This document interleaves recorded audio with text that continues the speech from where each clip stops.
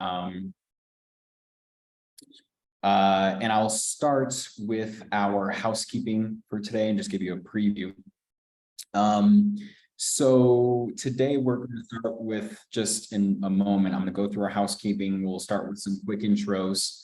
And then we're going to spend a majority of our time today discussing your questions for the application.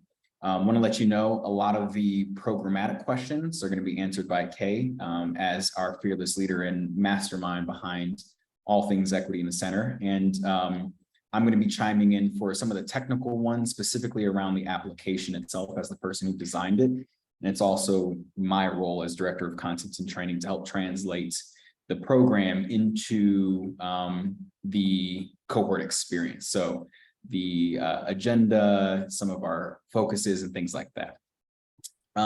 Housekeeping notes, you all know at this point that we are recording, and that's because some folks can't make it today. And so we want to make sure that this video is available, and it will be on our website by the end of this week. Also, please make sure to mute yourself, as we all are, when you're not speaking, so that we can all track the conversation. And seeing no one is on video right now, that's okay. But I just want to also say it is great when we can be on video. Just because, yeah, I think personalizes us a bit, it animates us. So to the extent that's possible, would really appreciate that. Also, sometimes life's, and that's not always possible. So listen, no pressure at all. And you can ask us questions today via the chats or using your voice. We just ask, given the amount of folks in the room, that if you do want to bring your voice into the question or into the conversation, to raise your hand, and you can do so at the bottom of your Zoom screen. You should see a little reactions button, and you can raise your hand that way. And that'll also help us sort of keep track of who asked the first question, because it puts you in the top left corner of our display. So with that, let's do some more introductions. Again, my name is Juan Serrano, he, him pronouns, Director of Content and Training here at Equity in the Center. I want to pass it over to our President and CEO, Carrie Ann Suarez, to introduce herself, and then would love to do just a round of introductions for the room. So after you introduce yourself, you can invite the next person into the conversation. But Kay, would you like to start us off? Sure. Good morning. Good afternoon. I'm Carrie Ann Suarez. I've been with Equity in the Center since October of 2016. And it's been a long journey since then, and excited to be starting our first cohort around the pulse check, which is based on the research that we began in 2017. So look forward to answering your questions. And if you want me to popcorn it, Juan, I can pass it to the next person who's visible on my screen, and that's Monica Jahangir. Apologies if I'm mispronouncing your name. No, that was perfect. Thank you. So my name is Monica. My colleague Peggy invited me to this call, so I'm curious to learn more. I work for a nonprofit. We're based in New York. I'm based in New York. We work for a nonprofit called ATD, standing for All Together in Dignity, ATD 412, and we focus on persistent poverty and human rights. And I call on my colleague Peggy to introduce. Thought you might do that. My name is Peggy Simmons. I also work for ATD Fourth World. I'm based in California though, and work part-time on the communications team. Yeah, and this email came through, and I thought it would be interesting for me and my colleagues. So we're excited to check it out more. And I'll pass it to another colleague of ours. We'll just do us all at once. Caitlin. Hi, my name is Caitlin. I'm also based in New York area and working with Peggy on communications for our organization ATD Fourth World. Yeah, we're excited to learn more about this cohort. And I'll pass it to, I see Marianne Banks. Mary? You were right the first time, Marianne. Greetings, everyone. I'm located in Decatur, Georgia. I am in a school district, the City Schools of Decatur. I happen to be the equity director in that district. And this work intrigues me because it's about examining yourselves and your progress after you've already been doing the work, right? So you've been doing this, now where are you and where do you need to go next? And so when I read about that aspect of it, that intrigued me to try to get us involved. So. And I will pass it to, is it Pang? Yes, I'm Pang with Schools at Washington. We provide supports to after-school programs, and we are based out of Seattle, Washington. We're excited about the potential possibility of joining this cohort to move towards more implementation on racial equity. And I'll pass it to Ben. Good morning, everybody. I'm Benny Baird, Schools Out Washington. I'm based on the other side of the state as Pang in Spokane County, so we're a statewide area, which is fun. Yeah, so just looking forward to hearing about this opportunity. And I will pass to Nicole. Hello and good afternoon. I'm Nicole Springer. I work with Campus Compact. We're a national organization that supports community and civic engagement in higher ed. Learned about this whole thing like equity in the center and Awake to Work about 3 years ago when I first joined the Compact, and now really excited about how we can sort of take our work to the next level. And with that, I will call on Barbara. Hi there. Yep, I'm Barbara, just like it says. I am based in unceded territory of the Chumash and Tongva people, more commonly known as Los Angeles. I'm with Southern California Grantmakers, and I'm on the equity committee, as is my colleague that I'm about to punt to, Monica Banks, and we've worked with the framework before and are interested in learning more and going deeper. Take it away, Monica. Thanks, Barbara. Hi, everyone. My name is Monica Banks, pronoun she, her, hers. Yeah, like Barbara said, you know, we're really interested in going deeper and learning about different implementation tools that we can kind of carry and use to move this work forward. So it's a pleasure to be here and be in community with you all. And has anyone else not gone yet? I'm sorry, I haven't been keeping track. No, it's okay. I think we have Elishia and Lakimja, and please, if I'm mispronouncing your names, please do correct me. And then we also have Zulma. I'll pass it to Zulma.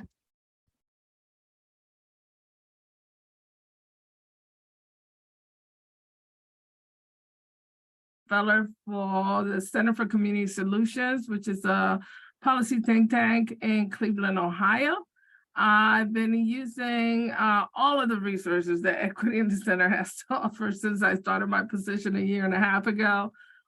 So I'm really, really interested about deep diving further and bringing along some team members.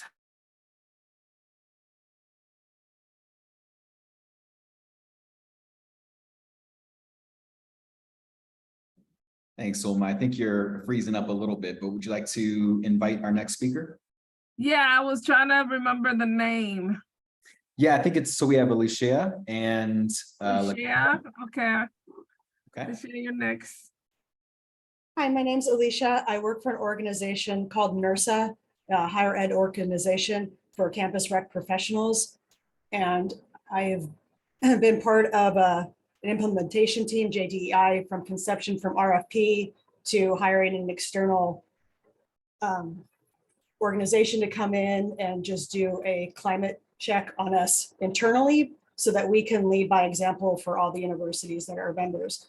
I've been following Equity in the Center for some time and have trying to bring about a group to do the pulse check. And when this email came through, I thought it would really be a good learning experience, even if we can't apply for a cohort this year. At least I will know. Sorry, I got a verbal cul-de-sac. At least I can bring it to our board of directors going forward with some more knowledge to explain why we need to do this.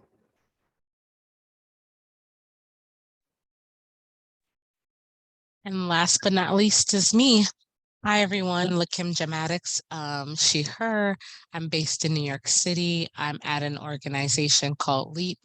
We are an arts education nonprofit that provides arts residencies in day schools as well as signature theater programs. And we host after school programs in Brooklyn and the Bronx. And I serve as the organization's chief talent and equity officer, and I've been in my role for a year. So excuse the ums and the pauses.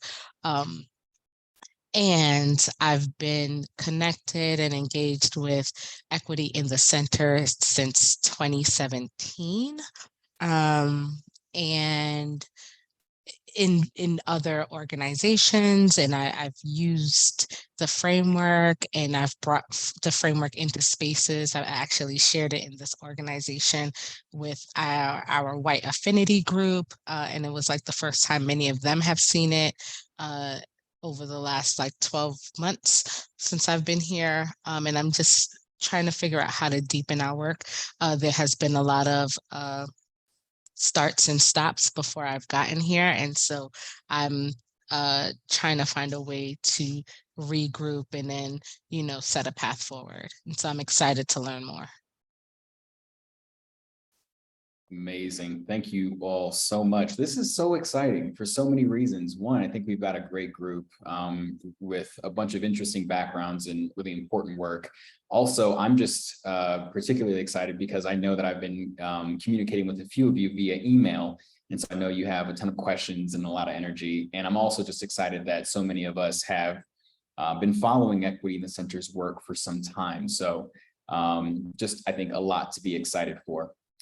So we have about 42 minutes left in our call, which is great. And again, I want to remind you, we'll spend the rest of our time addressing your questions. Feel free to get as broad, as specific as is helpful for you all. I think that will help all those who aren't on the call today sort of, meet them where they are. Again, I am here to answer some of our technical questions about the form itself as the person who designed the form. Kay will help us answer some of the programmatic questions. And then just so you all are aware, when it comes to the fellowship experience, both Kay and I will be the lead facilitators, and we will also be the ones performing the coaching calls. So I'm seeing the first question from Barbara, which is, do I have a link to the form handy? I do. I'll put that into the chat for you right now. But inviting questions via the chat. You could also raise your hands and bring your voice into the conversation, whatever is most comfortable for you. But I'm seeing our first hand from Peng. Hey, Peng. Hi, I want to apologize. I need to leave in about 10 minutes to get to a monitoring site visit. So my question is whether or not you can give us a little bit more information about how you will select the cohort groups. And when I looked at the application, it looks like there's one main person who kind of becomes the contact. And we're wondering if, for us, if a member of our racial equity team is sufficient, or if you actually would like it to be the CEO or leadership, because we kind of work together, right? So we're not really making decisions in isolation, but if you could provide any guidance around regarding that, that would be helpful. Sure, I'll take a crack at the first half and I'll pass it over to Kay around selection criteria and things like that. But I would recommend that the person who fills out the form and ultimately communicates as the team lead should be a part of that team, simply because there will be a lot of or a few elements of like coordinating timelines and logistics, scheduling coaching calls, signing up your teams for open enrollments. And so I think that would be best served from someone who has the time. And I'm not sure that CEOs or senior leaders always have the time to do that sort of thing. Okay. Sure. Thanks, Juan. Yes, to what Juan just said, based on our experience, if an application were submitted with the CEO as the team lead, that would actually decrease the likelihood that their team would be admitted, because CEOs don't have the time for what Juan just described. And they have been part of our cohorts in the past, and their teams have not been successful. So they could absolutely be one of the members, but not the individual responsible for driving the process, because they just don't have the bandwidth for it. It would make more sense for that individual to be the person you described, who is responsible for the race equity work, and then doing this cohort program would fall within the scope of their daily work, whereas that's not the case for a CEO. Thanks. And Juan, I'll toss it back to you. I see Barbara has a question. Yeah, thanks. And I also just wanted to share in our acceptance letters, sorry, there's some noise outside, but in our acceptance letters, we're also going to include a next step to follow up with someone on our team to begin scheduling coaching immediately. So just wanted to preview that for you. Barbara, seeing your hand, take it away. Logistic question, but first I just want to say hi to Kay. I was in one of your training sessions, a webinar, and just hearing your voice again, and it's like, oh, I'm fangirling all over. You're phenomenal. Question on the cohort application. Is there a way to see the whole application? I didn't see where that could happen, so that we can just then decide as a team who does become the lead, how, maybe we divide up who fills out the answers, that sort of thing. Yes, absolutely. Two things. If your organization uses G Suite, you will be able to, I think you'll be able to click next section by section and return to it. But if you're not G Suite, you won't be able to. But not to worry, I have a PDF version of the entire form that I can send you. I'm seeing that I'm not able to attach that to the chat like I had hoped to. However, I can follow up with you via email. And if anyone would like that via email, I can just include you on that list. Seeing a hand from Zulma. So please put your emails in you could just private message me and with your email, and I will make sure to get that to you. And before we move on to the next question, I just want to confirm the folks that I'll be sending that to.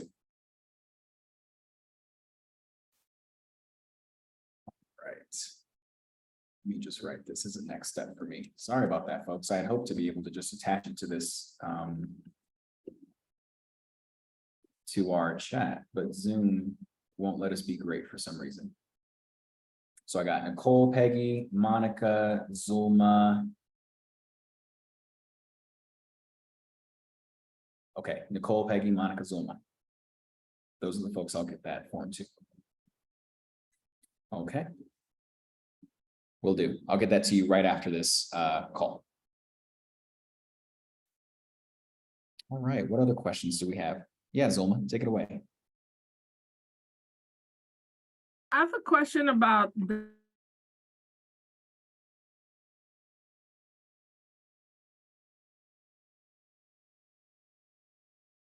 Zulma. Looks like the connection is coming in and out. We didn't catch that. You want to say that again? Yeah, I believe you mentioned something about the training being online mostly, but that perhaps there might be an in-person, and I was wondering about that in-person. Was there a decision about that? And then would that be the requirement for the entire team to be there, or the lead person? Yeah, so I'll speak to some of it and toss it over to Kay for some additional thoughts.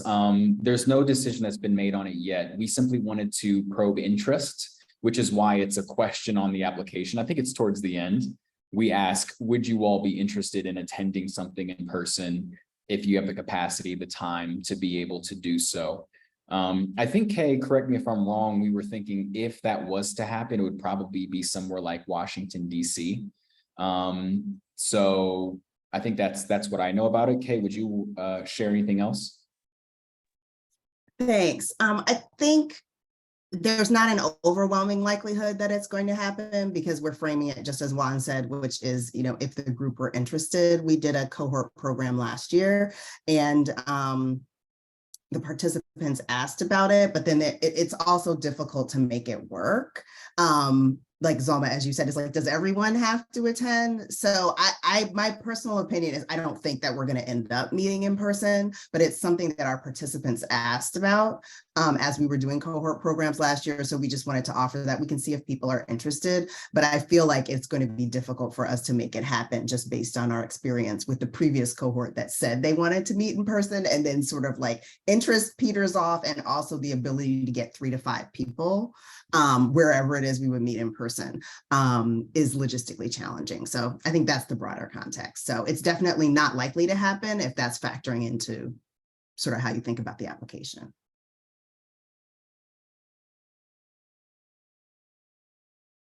Thanks for that question.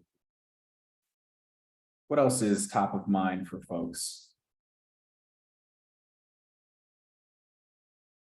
And if it's helpful to just inspire some thoughts, I could also share my screen and just show you the application. Maybe that can get some thoughts. Seeing some thumbs up from Barbara. But before I think the issue with G Suite is there's all of the required fill out your name, email address, age, etc. before you could go to the next one. And so then whoever does that automatically gets locked in. Okay, I see what you're saying. Give me 1 second and I will pull that up. Got 2 screens here, so I want to make sure that I share the right screen. Can I do this?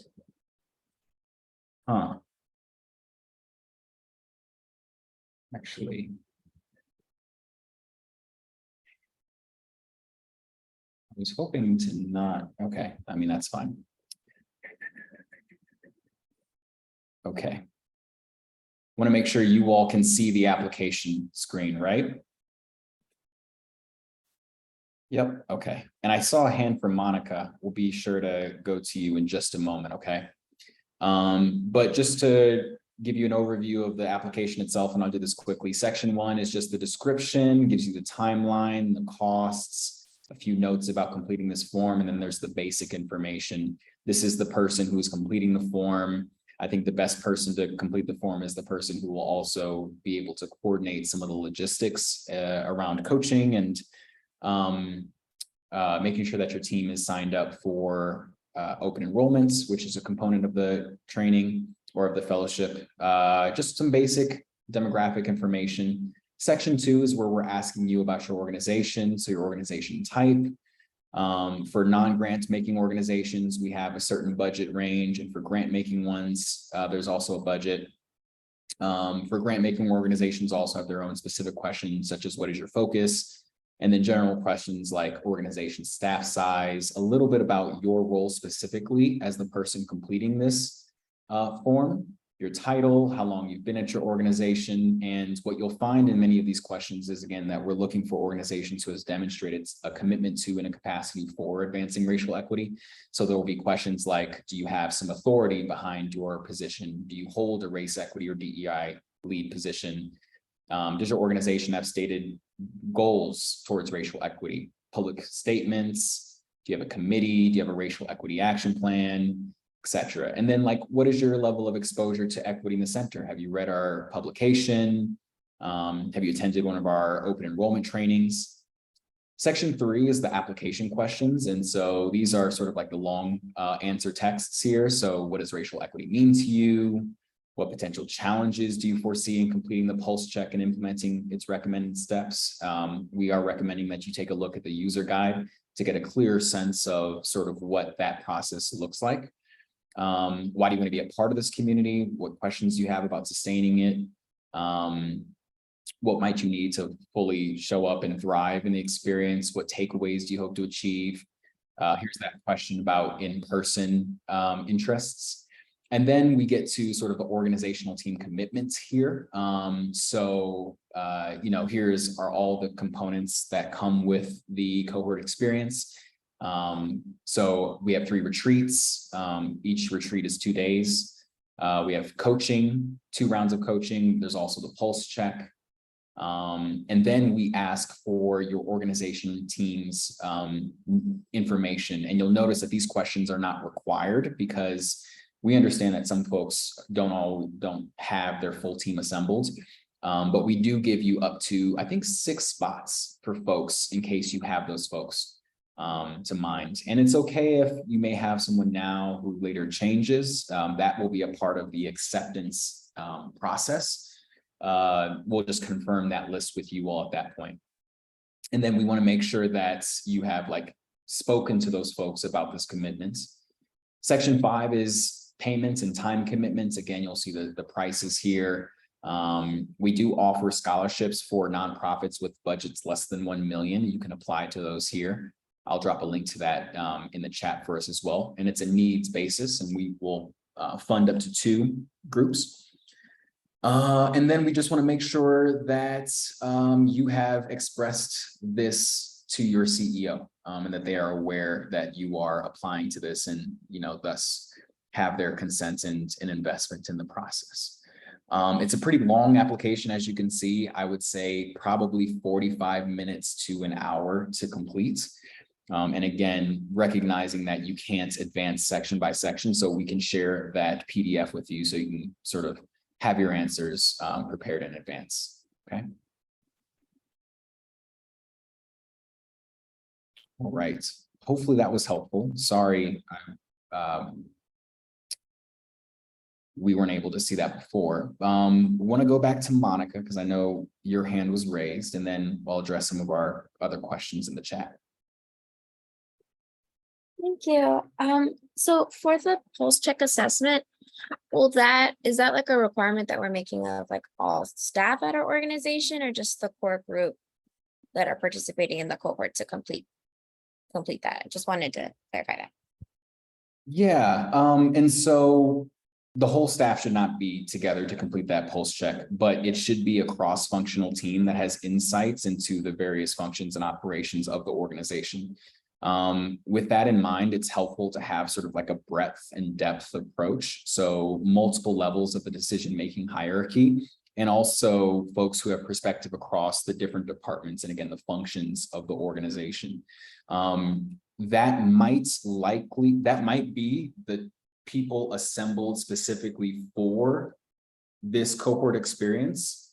It might include a few extras. But just want to say that it doesn't have to be the exact team, though the ones participating in the cohort should have full insight into what that process was like, what was learned, and of course, the results. Anything else that you would add to that, Kay, or perhaps amend to what I just said? No, just would suggest reading the Pulse Check user guide, which includes guidance on how to pull that group together. And it would make sense for the group that's completing the Pulse Check to be part of the cohort program. But as Juan said, some organizations choose to pull together a larger group. So, 8 people wouldn't make sense for the cohort program, but there should definitely be significant overlap. I think what we're learning from analyzing our Pulse Check score data over the past couple of years is that the teams skew mid to senior level management. And we're not exactly sure why that is, other than the fact that many organizations don't have a really robust power analysis. And it can be challenging to include more junior level staff in predominantly mid to senior role group and have that junior individual feel comfortable. And we do speak to power and how to talk about it a little bit in the user guide. So just wanted to share that context because it would seem that people who take the pulse check have are challenged to pull a junior team member into the process.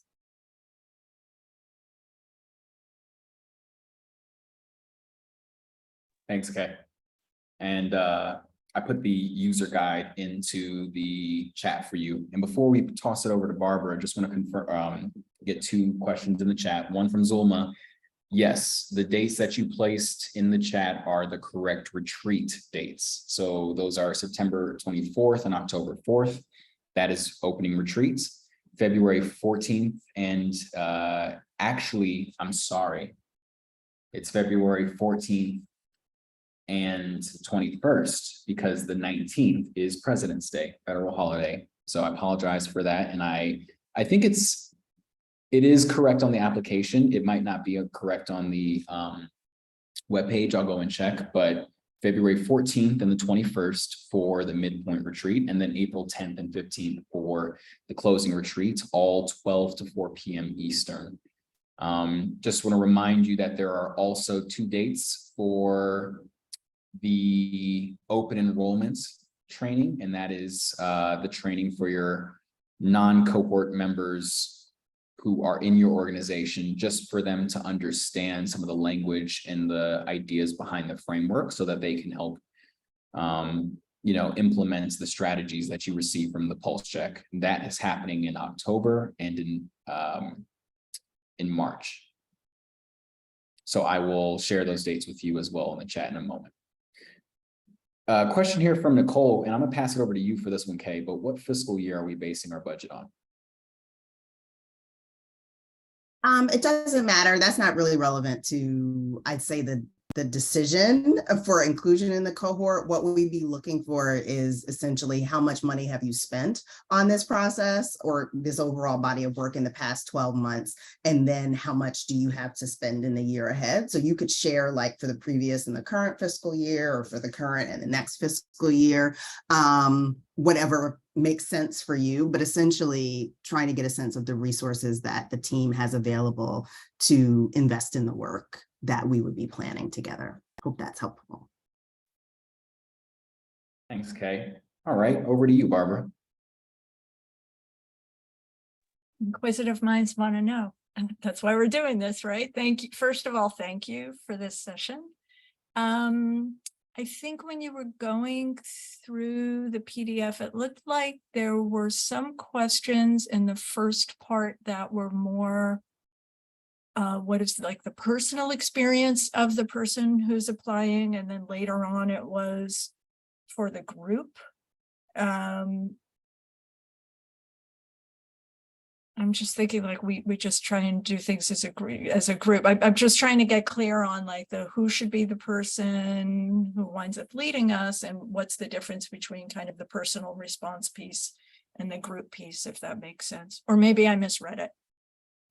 Yeah, so when you are going, so the person who completes the form, I think should be the person who is holding some of the logistical piece that comes with the cohort experience. Namely, again, making sure that coaching schedules are locked in early, and that your teams are signed up for open enrollment and they're fully registered for that. It is totally okay if the person who completes the form says, you know what, I have time to lead the group, but I actually don't have time to administer that piece. And so we're going to introduce you to, someone separate within our organization who is responsible for coordinating all of that. That is totally okay. When you get to the application questions, and that's section 3, things like how do you understand racial equity and things like that, we would actually recommend working with your team, those of you who are completing or participating in the cohort, to work on that together. Again, recognizing that that's not always possible because not everyone has their teams assembled at the moment. So if you are answering individually, that's also okay.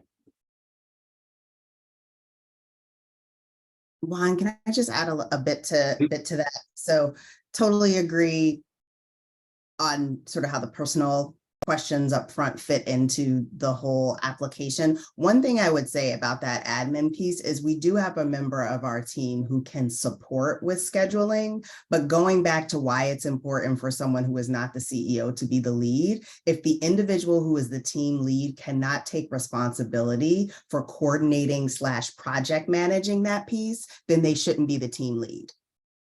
Because if that person doesn't take responsibility for scheduling the different components of the program, then the different components of the program won't happen. And so if you were to express in the application that as the team lead, you can't do that, that would weaken the application. Because in the case where the individual leading the team doesn't take that responsibility, the teams have not been as successful because the meetings don't get scheduled. So the member of our team who can support with scheduling can't take responsibility for reminding the team lead and reminding the whole organization that these components are mandatory. So did just want to make that distinction because ultimately the team lead is accountable and responsible for getting those things scheduled in partnership with the person from our team. Thanks so much for that clarification, gang. Appreciate it. We're going to move on to our next question in the chat, and this one is from Caitlin. Curious about the content of the training and retreat. For example, I would assume each organization would be at a different stage of their anti-racism work. If the organization has done some sort of anti-racism work previously, would the coaching be tailored to each organization, or the contents be more general? So a couple of things. There are a couple of, I think, collective learning experiences that will happen, which is, I think, inherent to why we're convening for retreats. And some of that will be just, broader context of the Awake to Woke to Work framework. There will also be some relationship building, some peer exchange, because I think that is a really important piece of, I think, sustaining the work and just nurturing and strengthening the sector at large. I think there's a lot to be learned from each other's sort of like successes and the challenges that we're experiencing. But the coaching experiences will be far more tailored to your specific organization and the results that you all received in terms of the strategy recommendations from the pulse check. So there will be more tailoring there. Okay, anything else to add there? Nope. The way we manage the cohort experience, it's like the teams enter the dialogue about whatever it is that we're talking about, where they are, and we provide some context. And we don't admit organizations that don't demonstrate a sufficient level of competency to sort of jump into what we're doing in the cohort sessions, the customization that happens in coaching notwithstanding. So that's what we're reading for and looking for in the answers is, can you all come into those group sessions with a sufficient level of competency to dive in without asking questions that would take the conversation backwards, if that makes sense. And that's for those of you that have done cohort programs, that can be a real tension in equity cohorts. So that's why there are so many questions and what we're really reading for. That's very helpful. Thank you so much. Yeah, no problem.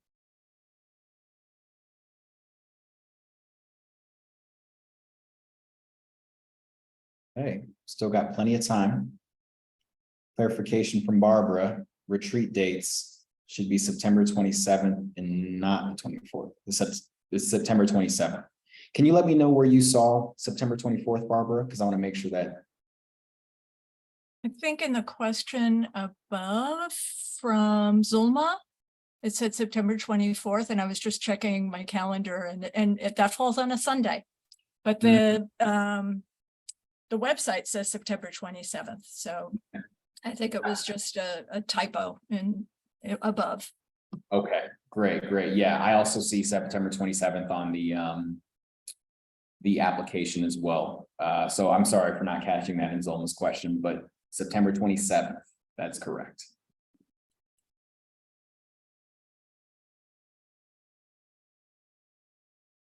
I'm going to make sure that I go to the webpage and everywhere just to make sure all of those are right. I'm just laughing at Barbara's comment in the chat.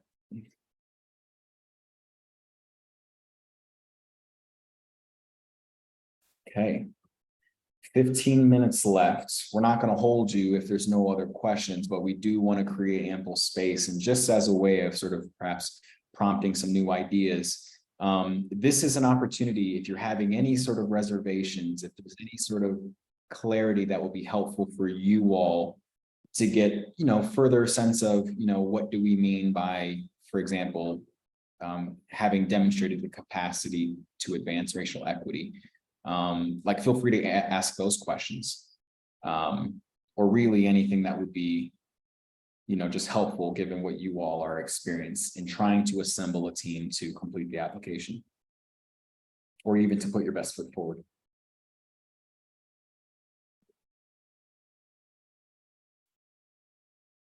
I'll take you up on that offer in terms of what does it mean to have demonstrated a commitment? Sure. I will speak to some of the questions that we ask on the application just as a signal for that, and then I'll pass it over to Kay because there is some nuance behind it as well. So there's a couple of ways in which we make sure that you have you demonstrate a commitment to advance racial equity. A couple of things, including like, have you received like approval from your CEO to be able to do this, to participate in this work? Demonstrating a capacity for this work can look like a couple of things. Do you have, as the person completing this form, are you a DEI or racial equity leader with some level or degree of authority to actually implement and move this work? Does your organization have a public statement? Does your organization have a DEI committee? Do you all have a racial equity action plan? Because this is a cohort experience designed around our pulse check, we want to know to what degree you are aware of the Awake to Woke to Work framework. So have you read the publication? Have you attended one of our open enrollments? How many folks from your team have attended that before?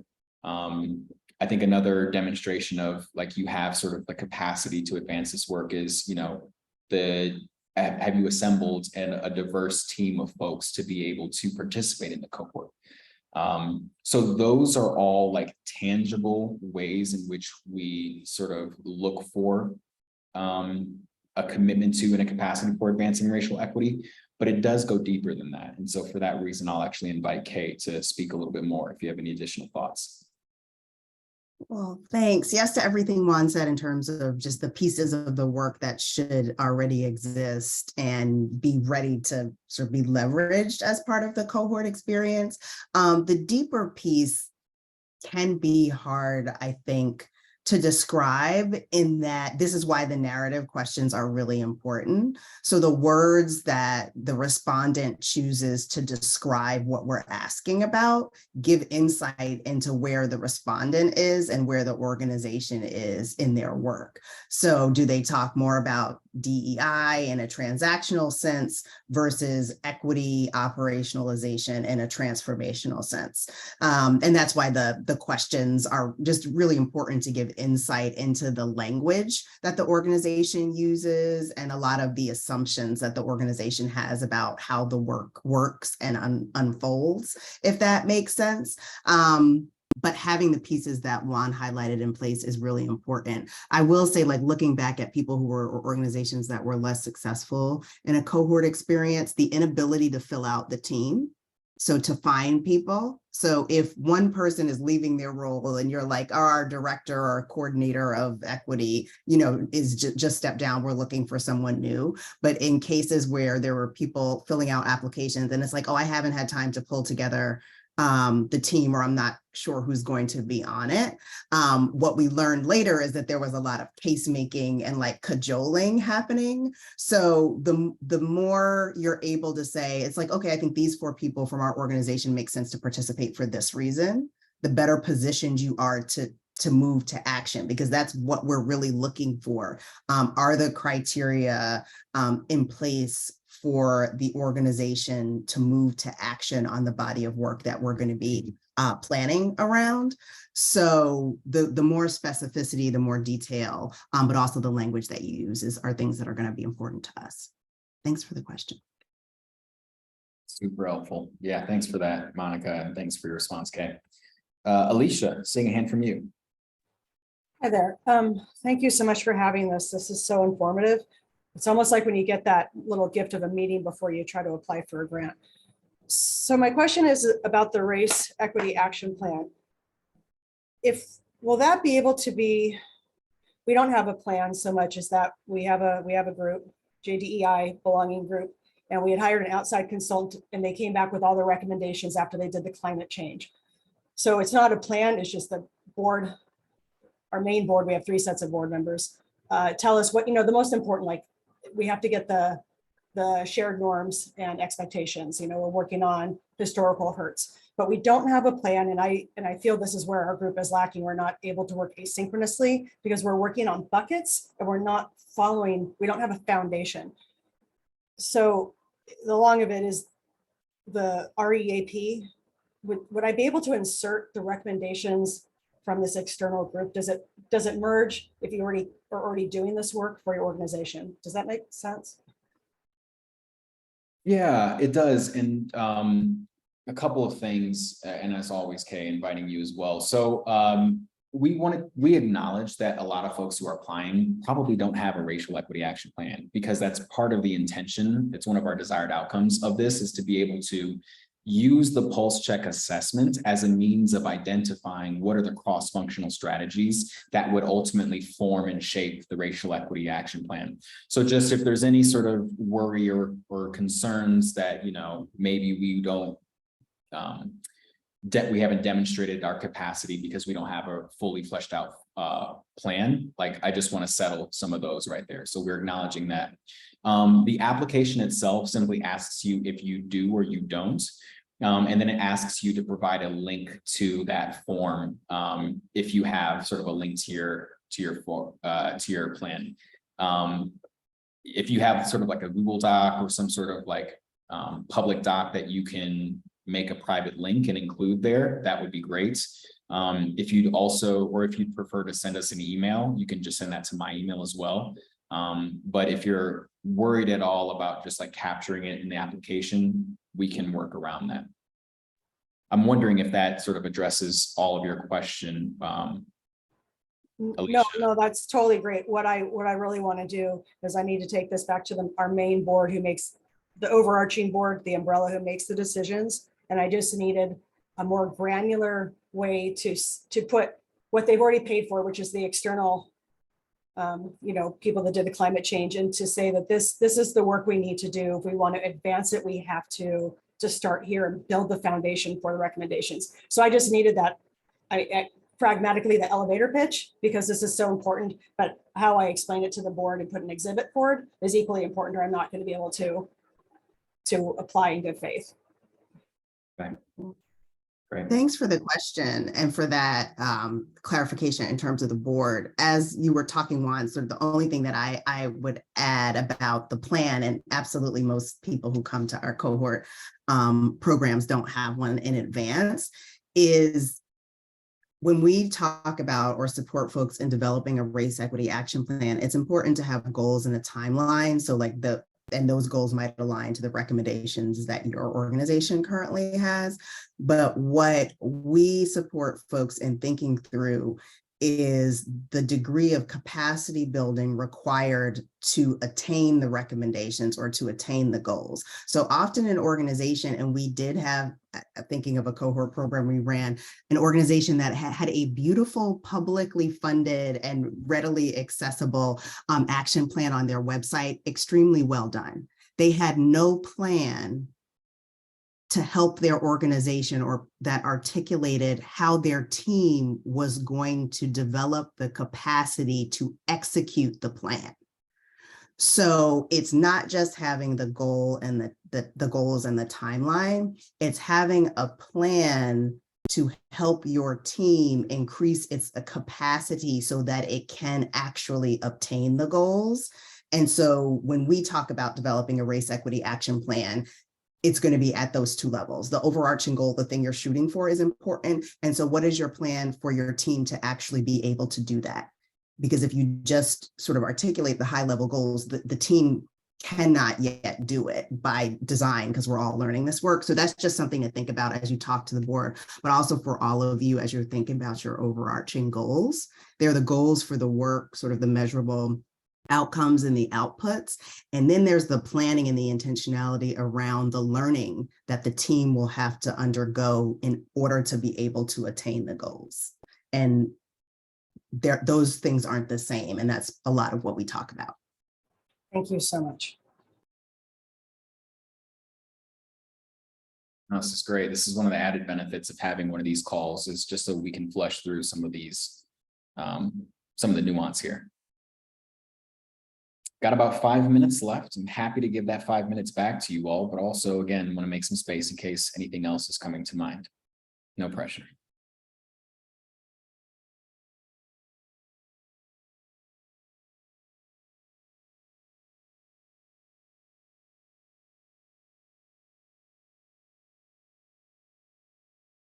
Okay.